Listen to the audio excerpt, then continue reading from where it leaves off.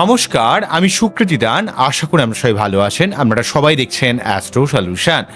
আজকে আমি আলোচনা করব যে 27শে জুলাই থেকে 11ই ডিসেম্বর পর্যন্ত শনিদেব বক্রী থাকার জন্য কোন সমস্ত রাশির বা লগ্নের মানুষেরা সব থেকে বেশি পজিটিভ ফল পাবেন এবং কোন সমস্ত রাশিদের সব থেকে সাবধান হতে হবে। বিশেষ করে 4টে রাশির ক্ষেত্রে সব থেকে পজিটিভ রয়েছে এবং 5টি রাশির ক্ষেত্রে একটু বেশি সাবধানতা অবলম্বন করতে হবে।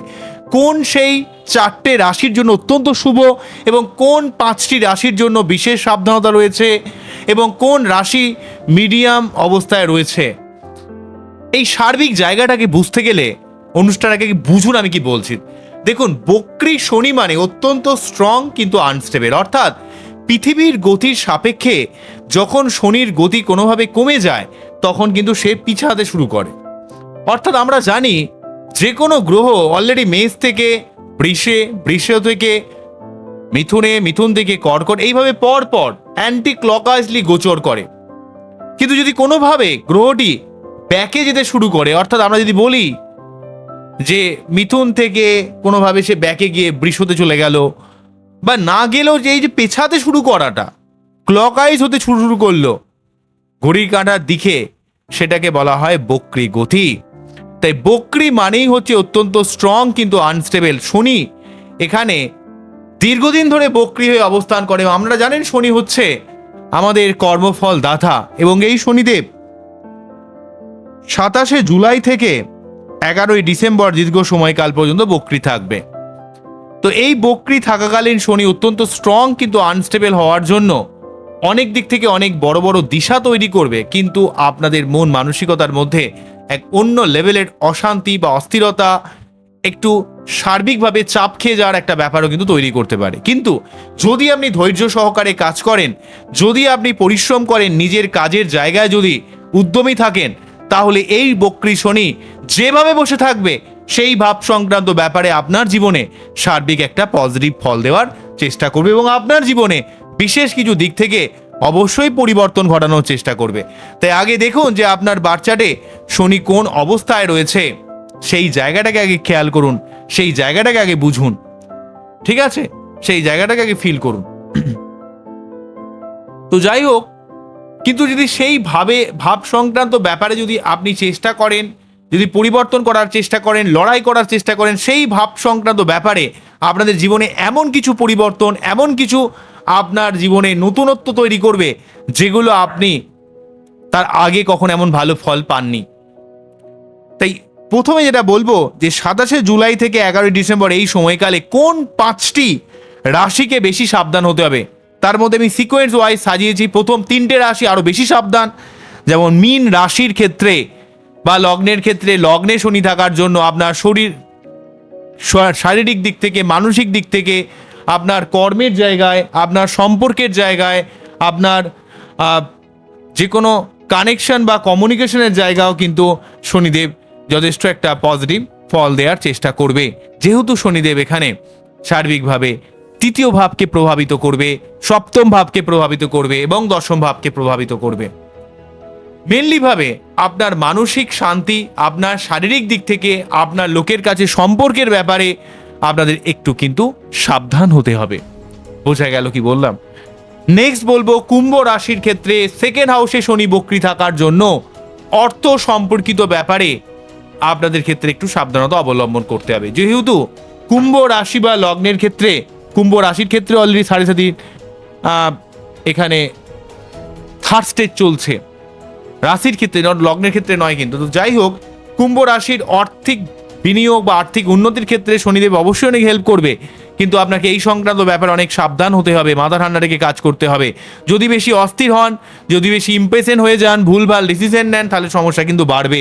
কেননা প্রথমে যেমন মিনের কথা বললাম যে মানসিক চাপ, মানসিক অস্থিরতা, তেমন কুম্ভর ক্ষেত্রে কিন্তু আর্থিক দিক থেকে অনেক ঝুঁকিপূর্ণ হতে পারে, আয় ব্যয় সামঞ্জস্য রক্ষা করা কঠিন হতে পারে। অন্যদিকে মেষের ক্ষেত্রে অলরেডি 7.5 ফার্স্ট স্টেজ শুরু হচ্ছে, তার জন্য ঘুমের ডিস্টারবেন্স, ব্যয় হয়ে যাওয়া, খরচ হয়ে যাওয়া, আপনার মাঝে মাঝে একটু বেশি ভ্রমণ হওয়া বা কর্মসূত্রে একবার এখানে একবার ওখানে বিভিন্ন জায়গায় যাওয়ার একটা প্রবণতা। তাই আপনি যদি একটু মাথা ঠান্ডা রেখে ব্যয় করেন, যে কোনো জায়গায় অস্থিরতাকে পরিত্যাগ করেন, তাহলে কিন্তু সমস্যাগুলো থেকে কিন্তু অনেকটা বাঁচতে পারবেন। অন্যদিক থেকে সিংহ রাশির ক্ষেত্রে অষ্টমভাবে শনি থাকার জন্য শনি ঢাইয়া রয়েছে, কিন্তু সিংহ লগ্নের ক্ষেত্রে ঢাইয়া না থাকলেও যেহেতু সপ্তমপতি অষ্টমভাবে অলরেডি বক্রি হচ্ছে, তাই ভুলভাল ঝামেলায় জড়িয়ে পড়ার ব্যাপার কিন্তু আসতে পারে। তবে যাদের সিংহ রাশি তাদের ক্ষেত্রে মানসিক চাপ বাড়তে পারে, মানসিক একটা আনস্টেবল কন্ডিশন তৈরি হতে পারে। ভুলভাল ঝামেলায় জড়িয়ে পড়া, লোকের সমস্যায় জড়িয়ে পড়া, কোনো রকম আইন সংক্রান্ত ব্যাপারে কিছু না কিছু ডিস্টার্ব তৈরি করে দেওয়ার ব্যাপার অলরেডি কিন্তু আসতে পারে। এই ব্যাপারে সাবধান হতে হবে সিংহ রাশি বা লগ্নের ক্ষেত্রে। অষ্টমভাবে শনি বক্রি হওয়ার জন্য অষ্টম ভাব মৃত্যুর ভাব, অষ্টম ভাব বিভিন্ন কমপ্লিকেশন, বিভিন্ন ঝামেলার জায়গাকে ইন্ডিকেট করে। তাই শনি এখানে অষ্টমভাবে বক্রি হওয়ার জন্য শারীরিক দিক থেকে বা আপনার জীবনে যে কোনো সমস্যার দিক থেকে আপনাকে আরো বেশি সাবধান হতে হবে।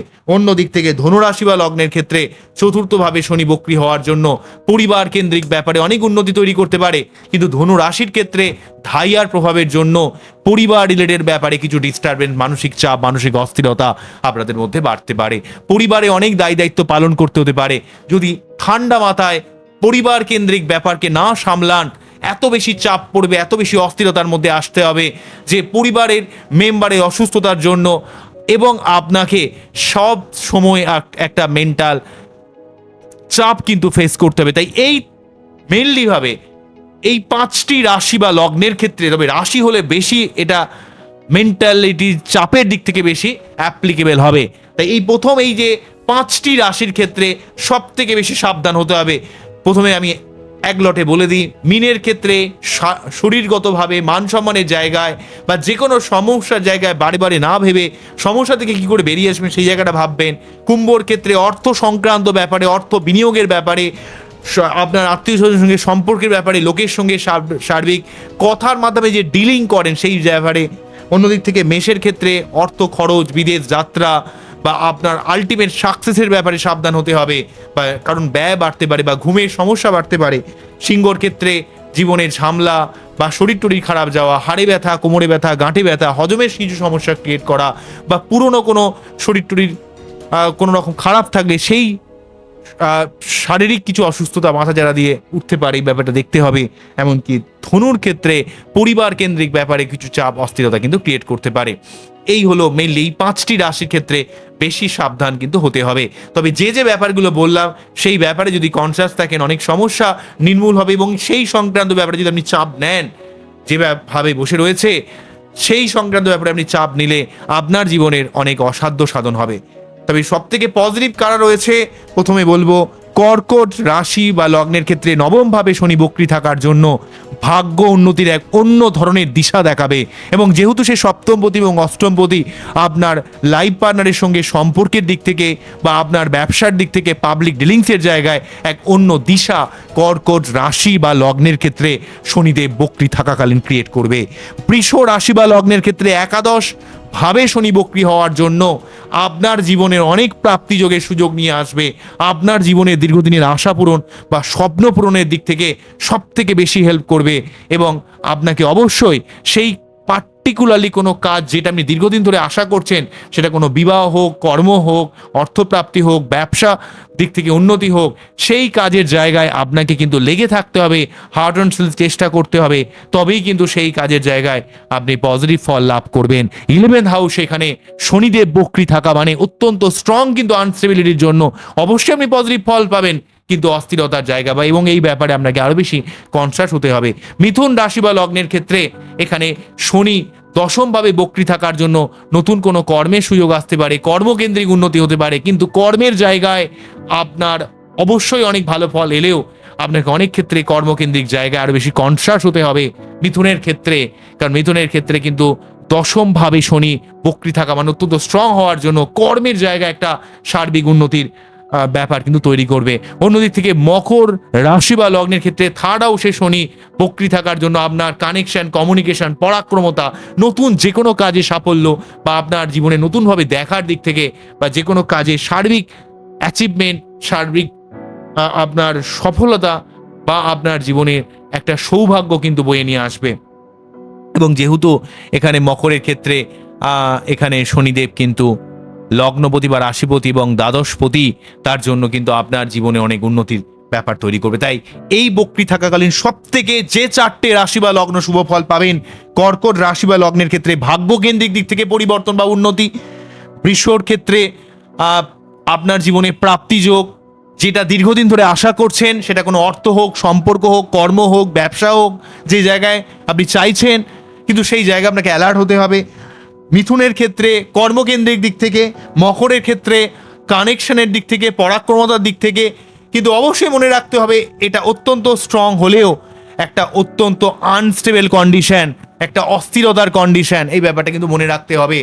তাই যতই এই 4টে রাশি বা লগ্নের ক্ষেত্রে শুভ কথা বলি না কেন, তো আপনাকে কিন্তু এই সংক্রান্ত ব্যাপারে একটু কনসার্ট হতে হবে। এমন নয় যে বৃহস্পতি মতো একটা শুভত্ব সবসময় আপনাকে ঢেলে দিচ্ছে। তো এই 4টে রাশির ক্ষেত্রে মেনলিভাবে তুলা, কর্কট, বৃষ এবং মকর এর ক্ষেত্রে সার্বিকভাবে এই সংক্রান্ত ব্যাপারে শুভ ফল অবশ্যই পাবেন। কিন্তু এই ভাব সংক্রান্ত ব্যাপারে যে ভাবের কথা বলছি সেই সংক্রান্ত ব্যাপারে আপনাকে অ্যালার্ট হতে হবে।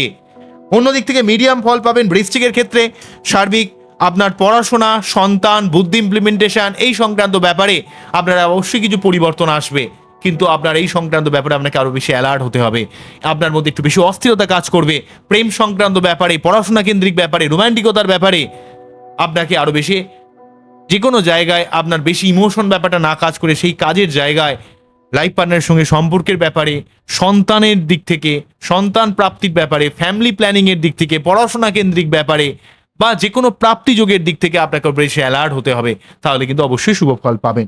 কন্যার ক্ষেত্রে বিবাহিত বা সম্পর্ক কেন্দ্রিক ব্যাপারে, পাবলিক ডিলিংসের ব্যাপারে বা আপনাদের জীবনে সার্বিক সম্পর্ক বা নতুন কোনো রিলেশন বা নতুন কোনো প্রেম আসা বা জীবনে একটা ভালো সম্পর্কের সম্ভাবনা কিন্তু তৈরি করবে, বা যে সম্পর্কটা আপনাকে প্রেম করে বিবাহের দিক থেকে এগিয়ে নিয়ে যাবে। এটা কিন্তু কন্যার ক্ষেত্রে সপ্তমভাবে শনি বক্রী হচ্ছে অত্যন্ত স্ট্রং হওয়ার জন্য আপনার সম্পর্ক কেন্দ্রিক সার্বিক জটিলতাটা আপনার জীবন থেকে ছাড়িয়ে দেবে বা সরিয়ে দেবে আপনার জীবন থেকে। কিন্তু আপনাকে অবশ্যই সম্পর্ক সংক্রান্ত ব্যাপারে অ্যালার্ট হতে হবে আপনার, ঠিক আছে? আর বৃশ্চিকের ক্ষেত্রে অবশ্যই বুদ্ধি ইমপ্লিমেন্টেশনের দিক থেকে, পড়াশোনা কেন্দ্রিক ব্যাপারে, রোমান্টিকতার ব্যাপারে, লাইফ পার্টনারের সুবিধা অসুবিধার ব্যাপারটা বা আপনার জীবনে যারা পড়াশোনা নিয়ে রয়েছেন পড়াশোনা কেন্দ্রিক জায়গাও যদি আপনি অ্যালার্ট থাকেন তাহলে কিন্তু এই সংক্রান্ত ব্যাপারে শুভ ফল লাভ করবেন। অন্যদিক থেকে তুলার ক্ষেত্রে ষষ্ঠভাবে শনি অবস্থান করছে। তো ষষ্ঠভাবে শনি অবস্থান করার জন্য আপনাদের ক্ষেত্রে কিন্তু আপনার যে কোনো প্রতিযোগিতায় জয়লাভ করা, আপনার দীর্ঘমেয়াদী কোনো রকম শত্রুতা সংক্রান্ত সমস্যাটাকে নির্মূল করে দেওয়া, শারীরিক কমপ্লিকেশন থেকে আপনাকে বেরিয়ে আসা, বা আপনার জীবনে কোনো রকম ঋণ থাকলে সেই জায়গা থেকে আপনাকে অনেক টেনে বার করে নিয়ে আসবে। কিন্তু এই ষষ্ঠ ভাব যেহেতু শত্রুতা বা আপনার প্রতিযোগিতামূলক ব্যাপারের ভাব, তাই এই সংক্রান্ত ব্যাপারে আপনি অ্যালার্ট যদি থাকেন তবেই কিন্তু পজিটিভ ফল পাবেন। এই শুধু চোখ বন্ধ করে আপনি বসে থাকবেন আর তাহলে ভাববেন যে শুভ ফল আসবে, তা কিন্তু নয়, ঠিক আছে?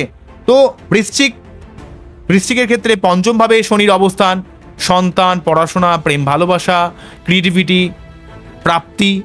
কন্যার ক্ষেত্রে মন মানসিকতার ব্যাপার থাকছে এবং এমনকি সম্পর্ক কেন্দ্রিক ব্যাপারে, এবং তুলার ক্ষেত্রে প্রতিযোগিতামূলক জায়গায় শুভ ফল পাবেন, কিন্তু আপনাকে অ্যালার্ট হতে হবে।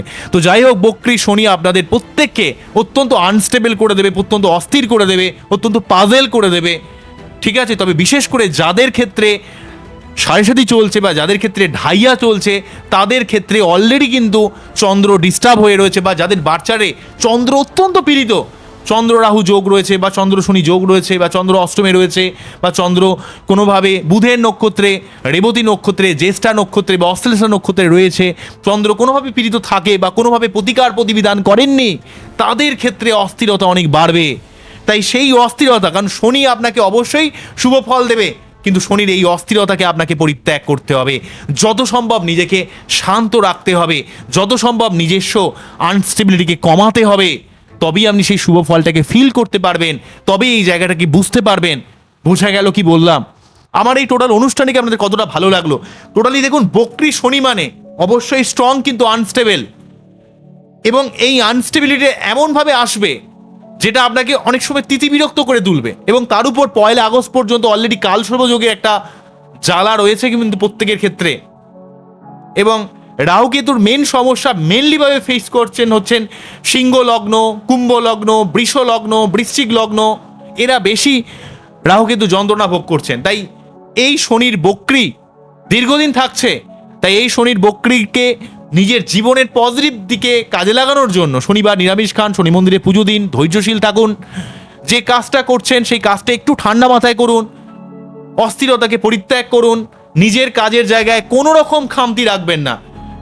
আপনাকে ভালো থাকতে হবে নিজের কাছে, কিন্তু আপনাকে অবশ্যই অনেক লজিক্যাল হতে হবে, বাস্তববাদী হতে হবে, অ্যাজ ইট ইজ দেখতে হবে, আপনার জীবনকে আরও বেশি পরিবর্তন করার জন্য চেষ্টা করতে হবে। তাহলে এই জায়গাটা আপনার জীবনে অবশ্যই এক বিশেষভাবে পরিবর্তনের বাতাবরণ তৈরি করবে। তাহলে শনির 7.5 বা শনির ঢাইয়া যাদের চলছে তাদের ক্ষেত্রে অবশ্যই অ্যালার্ট হতে হবে। শনির 7.5 কার চলছে? মীন, কুম্ভ, মেষ। ঢাইয়া চলছে কাদের? সিংহ রাশি আর ধনু রাশি। আর ভালো কাদের হবে? সব থেকে ভালো ফল কাটা পাবেন বৃষ, কর্কট, মকর।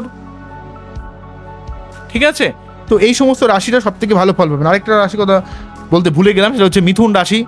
ঠিক আছে, কিন্তু যতই ভালো ফলের কথা বলি না কেন বা যতই খারাপ ফলের কথা বলি না কেন, যদি আপনি ধৈর্যশীল থাকেন তো তাহলে এই ফলটার অনেক তারতম্য ঘটবে।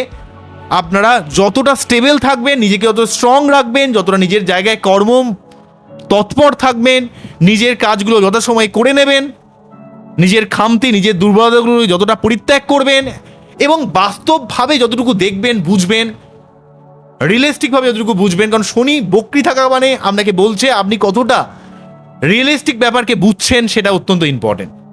তো তাহলে আপনার জীবনের সমস্যাগুলো ধীরে ধীরে কেটে যাবে এবং এই সময় এক অন্য লেভেলের একটা পরিবর্তন আপনি কিন্তু জীবনে ফলো করবেন বা দেখতে পাবেন। বোঝা গেল কি বললাম? তো যাই হোক, আজকে এখানেই থামছে, আবারও দেখা হবে নতুন কোনো ভিডিও নিয়ে। আমরা খুব ভালো থাকুন, অ্যাস্ট্রো দেখতে থাকুন। নমস্কার, থ্যাংক ইউ।